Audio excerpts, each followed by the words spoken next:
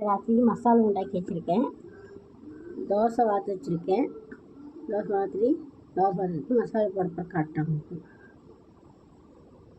Dosa ready ஆகிடுச்சு. மசாலா போட போகிறேன். ஒரு ஸ்பூன் மசாலா எடுக்க போகிறேன்.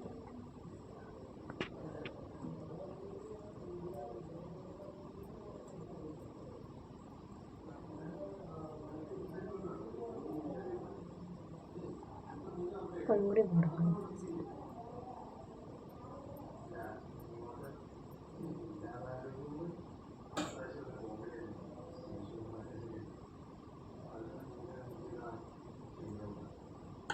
மசாலா போட்டாச்சு. மடக்க போகிறேன். மடக்கிட்டு விட போகிறேன்.